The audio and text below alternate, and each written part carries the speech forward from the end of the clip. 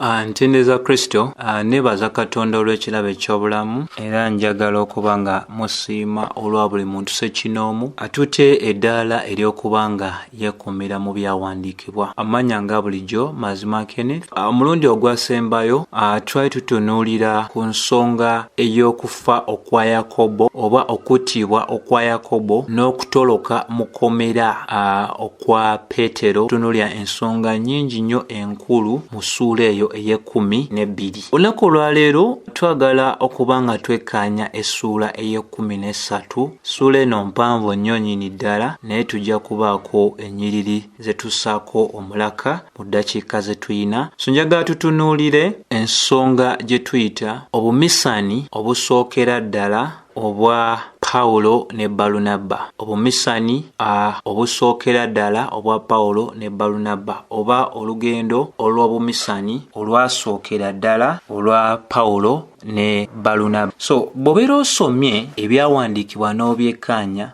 bitulaga ebintu eby'enjawulo nti waliwo eŋŋendo ez'enjawulo Paaulo ze yatambulako, naye olugendo olusookera ddala lwe luno olugenda mu maaso n'okuba nga lutulagibwa. Bayibuli etulaga nti bwe tuba tutandise n'olunya olusooka, awo mu kiseera ekyo mu kkanisa eyali e Antiokia waliwo bannabbi n'abasomesa, kwali Balunaba, kwali Simyoni, kwali Lusiyasi Maneeno, oyo eyali yakuzibwa mu nnyumba eya Kerode, wamu ate era ne Sawulo. Kati bino nabyo bikulu nnyo byakubeera nga bikola bitya nga bifiibwako. Ekimu ku byo ky'osobola okuba nga ozuulira ddala y'ensonga ey'ekyo Bayibuli kyeyogerako. Bw'eyogera Paaulo oba Sawulo ono n'abeera nga azingiddwa wamu ne bannabbi ng'ate mu byawandiikibwa birala tumumanyi ng'omutume, tusobola okugamba nti omugatiko guno guzingiramu abantu bonna abayitibwa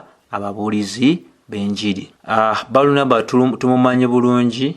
Simyoni Niga tusobola okugamba nti tetumumanyi bulungi, naye nga naye yali omu ku abo abasomesa oba bannabbi, olwo nga kw'otadde Lusiyasi ne Maneeno eyali akulira mu nnyumba ya Kerode era ng'alina ebigambo ebyali byamuweebwa okwogera eri Kerode ebyali bigenda omutuukako mu maaso. Olwokubiri, bwe baali baweereza eri Katonda nga bali mu kusiiba, Omwoyo Omutukuvu n'ayogera ng'agamba munjawulire Balunaba ne Sawulo olw'omulimu ogwo gwe mbayitidde kuba nga bakola. Kikulu nnyo okutegeera nti Katonda bonna bayita abawa ebyokukola. Abaweereza bonna aba Mukama waffe Yesu Kristo, teri omuweereza yenna nga ngalo bunani. Ensonga lwaki ekyawandiikibwa nga Timoseewo ekisooka essuula ey'okusatu olunyiriri olusooka n'olwokubiri lutanyiza ddala bulungi oyo yenna eyeegomba ekifo eky'omulabirizi oba omukadde oba omusumba aba yeegombye omulimo omulungi. Ekitegeeza obuweereza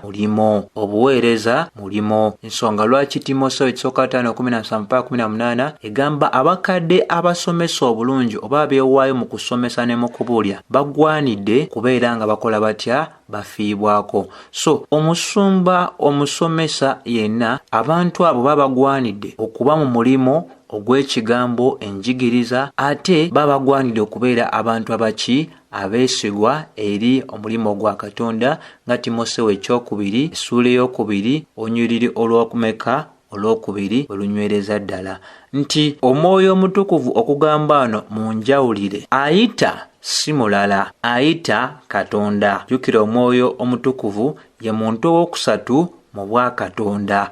Guno si gwe gwali omulundi omubereberye Paaulo okubanga ayitibwa mu buweereza. Jjukira bulungi twalabira nti Sawulo mu ssuula ey'omwenda lwafuna ensensikano ne Mukama waffe Yesu Kristo n'amwawula eri omulimu gw'obuweereza, n'amutuma eri bakabaka, eri Abayudaaya, n'amutuma n'eri baki? Bannamawanga, era n'amugamba yali wa kubonaabona ebintu bingi nnyo olw'erinnya lye. So mu ssuula ey'omwenda era tuwamulaba oluvannyuma lw'ekiseera ekyali ekigere n'atandika okuba ng'abuulira ng'annyonnyola ddala enjiri ya Mukama waffe Yesu Kristo. N'omwami ayitibwa Balunaba mu ssuula 11 tumulaba nga yeeriisa enkuuli mu sayidi ey'ekkanisa eya Antiokia ng'abuulira. So oluvannyuma nnyo ojjukira nti omulimu ogwali ogw'amaanyi nnyo mu kuba nti enjiri yali esensedde n'eyingira mu kitundu ekya Antiokia nga kyali kijjudde bannamawanga bangi naye ne babuulirwa enjiri abantu abava mu bitundu nga Cyprus ne Cyrene. Balunaba yamaliriza n'atandika okunoonya Sawulo yonna gye yali ajja ayambeko ku mulimu ogwali gugenda mu maaso n'okukolebwa mu kkanisa eya Antiokia eyo gye tumanyidde ddala Abakristaayo lwe baasookera ddala okuba nga bayitibwa Abakristaayo. So tulaba obwetoowaze bw'abano abaami ababiri bwe baalinako omubiri gwe baali bakolera wansi waagwo. Bikulu nnyo ebyo nti abantu b'ennaku zino oba abavubuka b'ennaku zino abaami b'ennaku zino abaagala okudduka obuddusi mu buweereza bye bimu ku bintu batakola ki bye batafaako. Bikulu nnyo okuba nga otegeera ti ekkanisa mu nteekateeka ya Katonda ebirabo by'abantu mwe bimanyikibwa n'abantu okumanya wa webagwanidde kubeera nga bateekebwa. Olwokusatu Bayibuli etugamba bwe baali bamaze okusiiba n'okusaba ne babateekako emikono era ne babatuma. Kiki kye tugenda mu maaso n'okuzuula wano ekikulu? Okuteekebwako emikono kw'abakadde ab'ekkanisa mu biro ebyo tebalinako kintu kipya kye baali bongera ku muntu oyo, wabula ako kaali kabonero akaali kalaga nti baali bazudde obuweereza obwali ku muntu oyo n'ensonga endala ey'okulagira ddala nti omuntu oyo yali wansi w'obulabirizi bwabwe era omuntu oyo yali abavunaanyizibwako. Bikulu nnyo ebyo byakola ki byakutegeera kati wano kye tutegeera ddala nti omulimu ogw'abatumibwa baayawulibwa olw'omulimu ogw'obumisani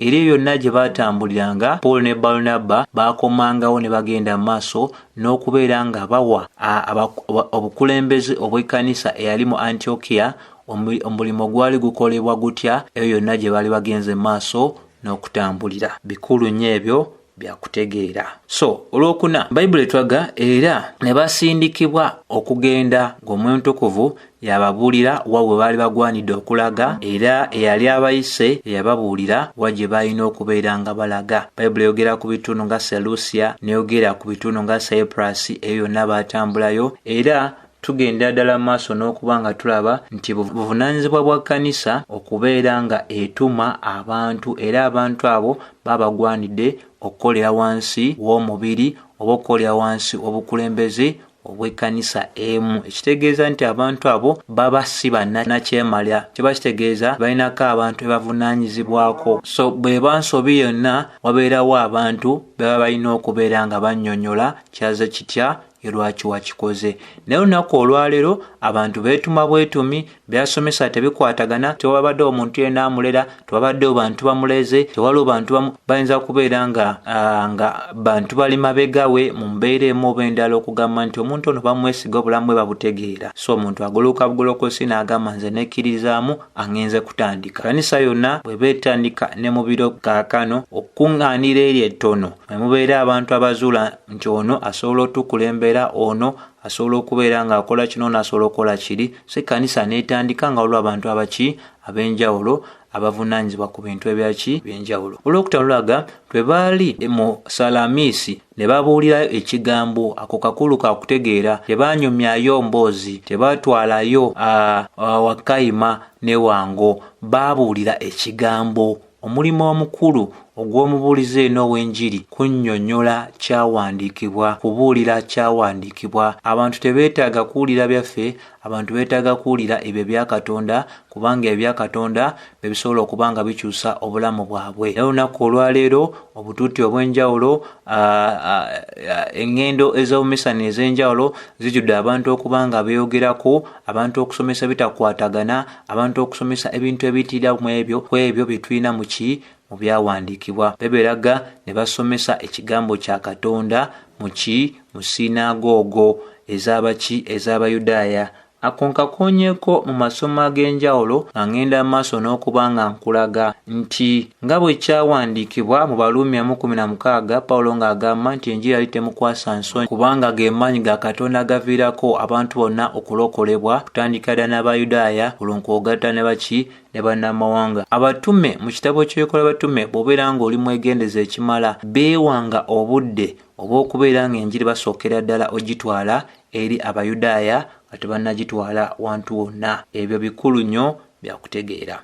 Olw'omukaaga Bayibuli eraga nti bwe baali bagenze ne bayita mu buzinga obwa Pamfos ne basinsikanayo omu basajja eyali nnabbi ow'obulimba era nga yali ayitibwa Balisa. Ky'olina okubeera ng'otegeera, abalabe b'enjiri tebassa mu ki, tebassa mukono. Abalabe b'enjiri ekiseera kyonna babeera batwetoolodde okugiwakanya. Omuntu yenna n'agamba nti anaakola omulimu ogw'obumisani oba anaabeera mu busumba, ebyo emu ku bintu omuntu byolina okwetegekera by'ogwanidde okubeera nga omanya ti gyebiri. Ekyo kisobola ogamba emiziziko gy'osobola osanga sitaani gyakutega mu masekkati g'okukola omulimu ogwo gw'oyitiddwa okubeera ng'okola.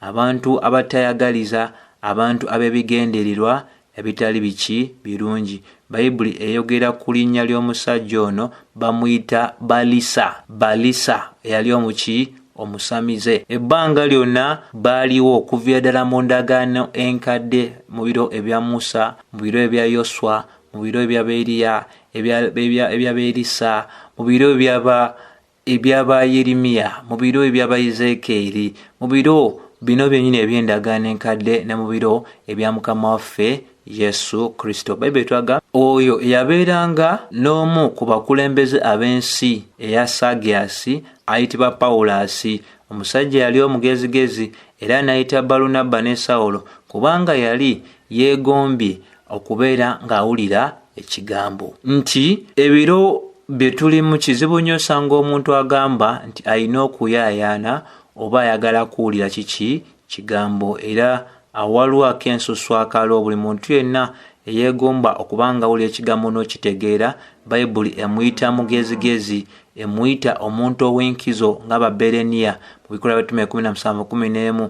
Bayibuli eboogerako nti baali bankizo kubanga omuntu yenna anoonya okumanya oyo Katonda amusanyukira. Bayibuli eraga mu Lw'omunaana ti naye Baliso omusamize n'abeera ng'abeekiikamu n'ayagala okubeera ng'akyusa bakama be obutawulira njiri okuba nga bava mu kukkiriza. Nti ekigambo ekikulu ekyotegeera wano kye tuyita okwekiika, kye kigambo kye kimu eky'okuziyiza, kye kigambo kye kimu eky'omuntu okwewaayo okubeera nga muwakanyi. Ekitegeeza nti Baliso yali akikola ebbanga ddene nnyo. Balisa ono ekintu kino yali akikoledde ebbanga ddene nnyo, ng'era amanyidde ddala nti amazima agaali gabuulibwa Balunaba wamu ne Sawulo gaali gagenda okubeera nga gamwanja oba nga gagenda maaso n'okubeera nga gooleka abalala, nti yali tali ekyo kyali yeefuula okubeera nga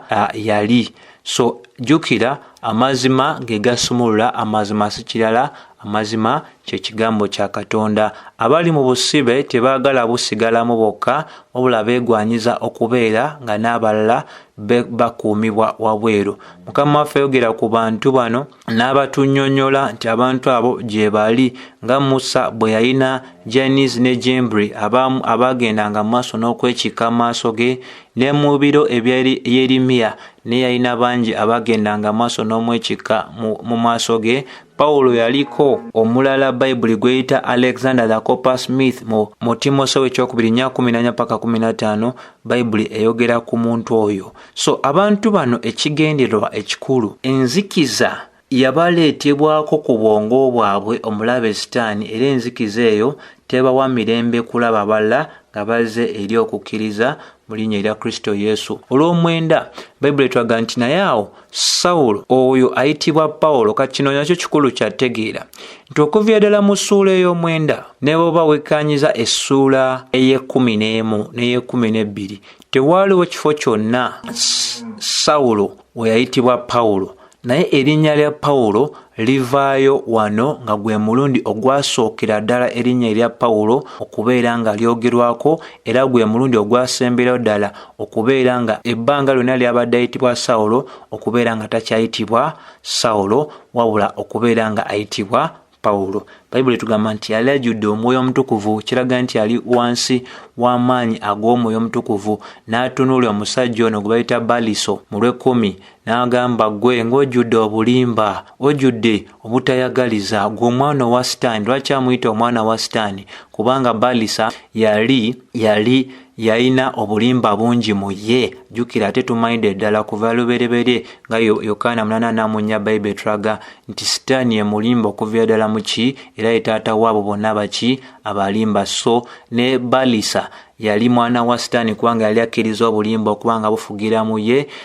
Egamba nti gwe omulabe ow'obutuukirivu olikomadde okulekeraawo okukyamya amakubo ga Katonda. Nti guno yali agufudde mulimo ebbanga lyonna nga Katonda yamugumiikiriza, naye ng'omwami ono takyuka oba omwami ono talekaayo makubo ge. Buli muntu yenna alemera mu mbeera ey'okubeera nga muwakanye, eyeekumira mu mbeera ey'okubeera nga agenda maaso n'okutambulira mu bukyayi eri ebyo ebya Katonda, kadde kokka kekakyagenze maaso okubaweebwa, naye okiva mu kwakanya kwabwe kye kibalindiridde. Bayibuli etulaga abantu bangi ne mu biro bya Mukama waffe Yesu Kristo bwe yayogera ku Bafalisayo n'agamba, mwezi basanze abanyonyozi b'amateeka, mujjawo ekisumuzo ekyokumanya, mwe temuyingira, ate n'abagala okuyingira mubaziyiza. Bagalatiya 7 eraga nti ne waliwo omuntu mu mmwe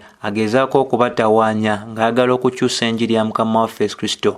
Kuno kwe kulabula eri buli muntu yenna agenda maaso n'okwekiika mu njiri ya Mukama waffe Yesu Kristo. Toyagaliza abo baagala kutuuka ku ddaala ery'okumanya amazima. Gwe kennyini toyagala mazima, n'abagabuulira obakyawa, n'abaganoonya obaziyiza n'obalemesa. Abantu abali mu mbeera eyo bonna bali mu kikula eky'omwami ayitibwa Balisa, bali mu kikula eky'omwami ayitibwa Alexander la Copper Smith, bali mu kikola ekya Yande ne Yembere Bayibuli beeyogerako. Era kadde kokka ke kaweereddwa omuntu yenna agezaako okukyusa n'okudibaga n'okwonona enjiri ya Mukama waffe Yesu Kristo. Singa baba tebeenenyeza bibi byereere bibalindiridde. Olw'Ekumi Bayibuli etulaga era awo oluvannyuma nnyo Paaulo n'amugamba nti kaakano omukono gwa Katonda gukuliko. Bino bye tuyita okulamula okw'abatume. Bw'otunuulya essuula ezisooka, essuula ey'okutaano, tulaba okulamula okw'ekitume nga kulabisibwa mu buweereza obwa Peetero. Mu masekkati g'obuweereza bwe ebimu alina ebigambo byogera eri Ananiya ne Safira ebyabaviirako okubeera nga bafa, bwe yabagamba nti temulimbye muntu naye mulimbye Katonda, kubanga Peetero yali akolera Katonda. So yali asobola okubanga yesimbye mu batume bano, yali tasobola kubeera ng'awona obulamuzi bwa Katonda bwe yagenda mu maaso n'okubanga atuukiriza okuyita mu buweereza obw'abatume. Katulo abantu leero abagezaako okwekakanika nga bagamba nti balina obuyinza bwemu, balina obusobozi bwemu n'obw'abatume. Simanyi Bayibuli basoma Bayibuli ki, naye abantu bano abayitibwa abatume ne obubonero bwabwe n'ebyamagero byabwe byali byambagirawo ne bwe kwali kulamula nga bakwogedde eri omulabe w'enjiri, ng'ekyo kyali kye baali boogedde eri omulabe w'enjiri kyatuukirizibwanga mu kanyomeera ako kennyini, mu kadde ako kennyini. Teri muntu kaakano mulamu alina obuyinza bwemu obwali bwaweebwa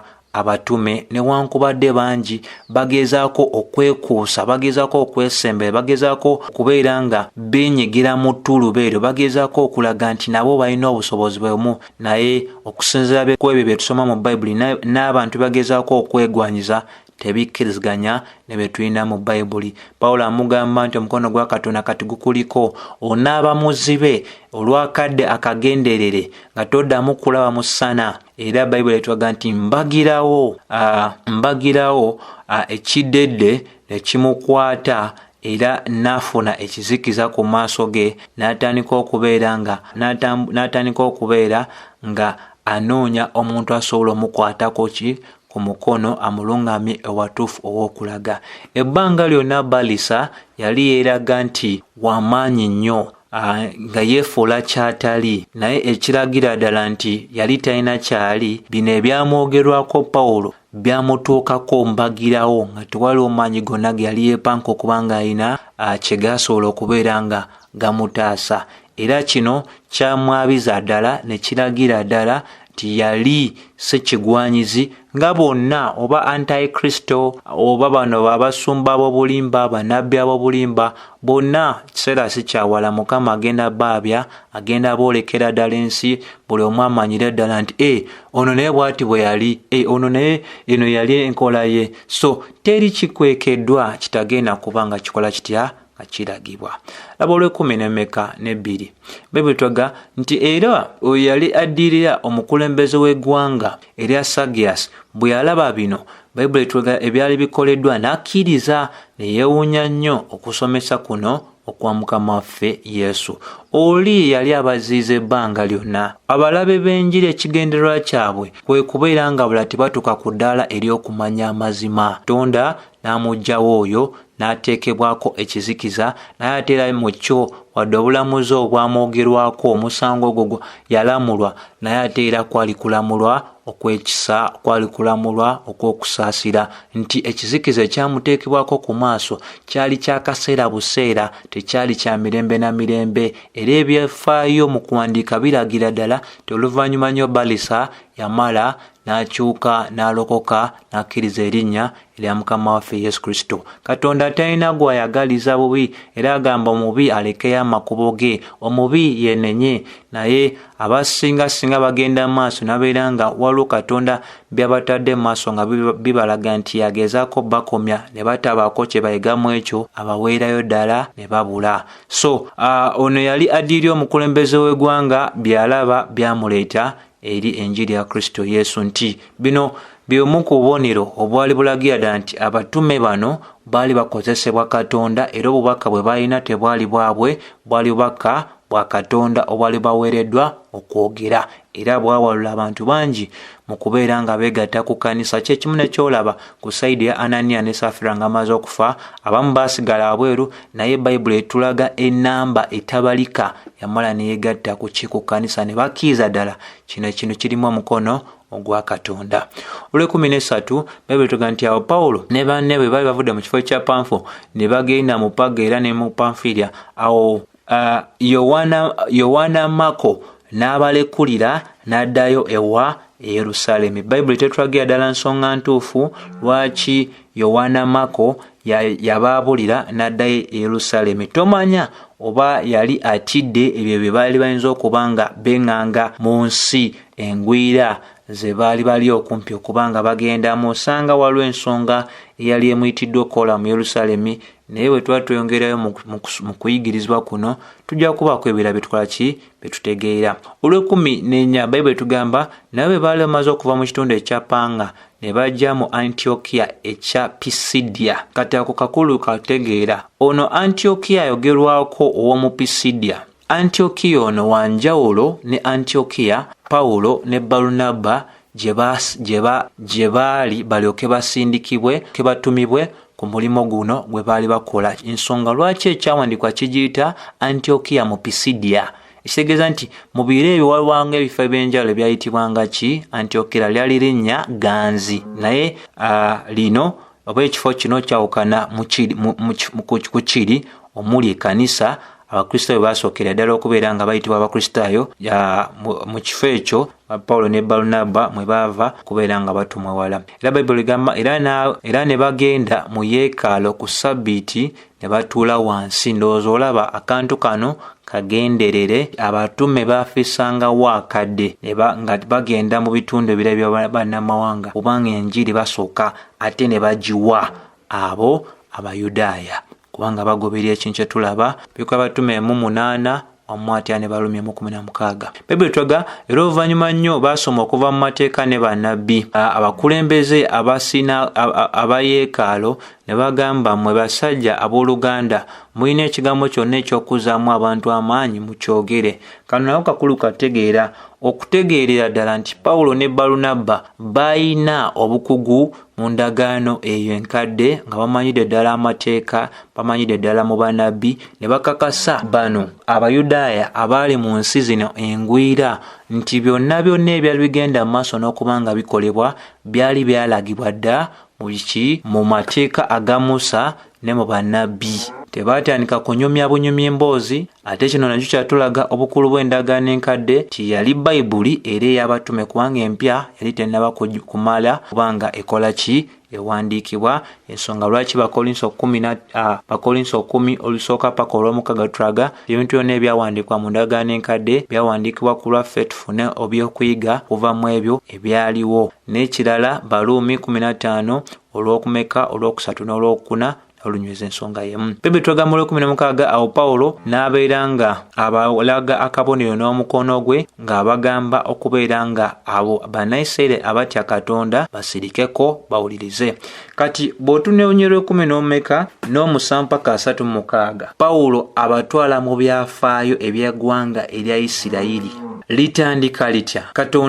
Katonda alitandika atya? Bisuubizo ki byawa? Obulokozi bwe yalabisa nga bajja mu busibe, abantu ab'enjawulo bye yakoleramu okutuukiriza ebisuubizo eby'enjawulo byali yasuubiza bakitaabwe paka okutuuka ddala ku Masiya n'omulimu gwe yakola, n'okubeera nga Masiya omulimu gwe n'agulekera abatume kubeera nga banywereza ddala ensonga ezo okulaga nti byonna ebyali byamwogerwako byali maze okutuukirizibwa era buli Munayisirayiri yonna yali ayitibwa okubeera nga akola ki? Alokoka. So bw'olaba olw'17 lulaga ti Katonda ow'abantu bano Abayisirayiri yalonda bakitaffe, yagulumiza abantu bano bwe baali nga bagwira mu nsi eya Misiri era n'abajjayo n'omukono ogw'amaanyi olw'18 era mukadde ako oluvannyuma lw'emyaka 4 ne babeera nga bakola ebyensonyi nnyingi mu ddungu. Bw'oba osomye okubala 14 ne bw'oba osomye kubala 14 ne kuva 16 ekulagira ddala obujeemu obw'abaana Bannayisirayiri ekyabaviirako okumala emyaka 40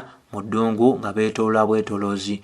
Olw'19 era bwe yali amaze okusaanyawo amawanga 7 mu nsi eya Kanaani, ettaka ne ligenda mu maaso n'okwawulwamu. Bw'oyagala bitegeera nnyo osoma ekitabo ekyakubala essuula ey'okumeka eya 26 n'ekitabo ekya Yoswa essuula eya 14 nayo mu ebiri eyo. Bayibuli etulaga mu lwabiri nti era oluvannyuma nnyo n'abawa abalamuzi. Budde buno bwali balamuzi. Bw'osoma ekitabo eky'abalamuzi essuula ey'okubiri olunyiriri olw'okumeka olw'16 lulaga nti abalamuzi bano baali bakununula Isirayiri okuva eri abo bonna abaali bagezaako ogikola buki obubi. Newankubadde abalamuzi abo bonna nabwe n'ensa zaabwe tezaali nnungi, nabo bw'osoma ekitabo eky'abalamuzi ojja kutegeera nti abalamuzi baali baki bangi nnyo nnyini ddala, era emyaka egyo gy'abalamuzi gyali 5 okutuuka ddala ku kiseera ekya nnabbi Samwiri. Olw'21 Bayibuli egamba oluvannyuma nnyo ne beegomba kabaka,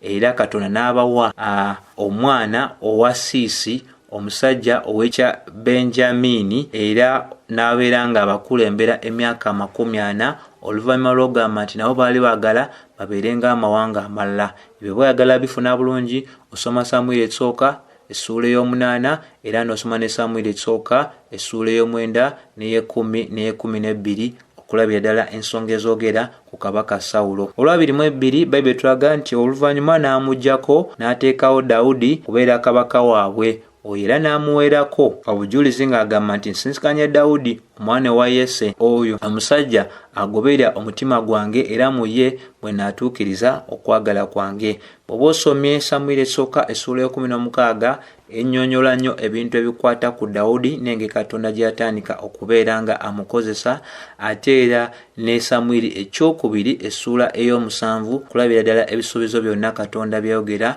ku Dawudi n'engeri gy'ali agenda okuba nga amuyisaamu oba atuukiriza ebintu bingi okuviira ddala mu lunyiriri lwe. Olw'23 era omusajja ono ensigo ye Katonda gye yasalawo okubeera nga agolokosa eri Isirayiri nga Masiya. Bw'oba osomye Matayo 21 nayo egenda mu maaso n'obinyweza Isaaya abyogerako, Yeremia abyogerako, ne bannabbi abalala babyogerako. Bw'osoma olunyiriri lwa 24 lulaga Yokaana bwe yali akajja okubuulira nga ayogera kubatiza kw'okwokwenenya eri abaana bonna aba Isirayiri. Olwa 25 awo Yokaana bwe yali amaze okutuukiriza omulimo gwe n'agamba, mulowooza nzaani? Si nze oli, naye waliwo yajja oluvannyuma wange, era nga n'obuguwa obw'engatto ye sigwanidde kubanga mbusumulula. Yali ayogera ku Masiya. Olwa 26 basajja n'abooluganda Bannayisirayiri abaviira ddala mu lyo lwa Ibulayimu, n'oyo yenna ali mu mmwe atya Katonda, ekigambo kibabuuliddwa mmwe eky'obulokozi, kyekyo kyennyini nti ebisuubizo byonna ebyali byogerwako dda byali tebisonga ku kintu kirala.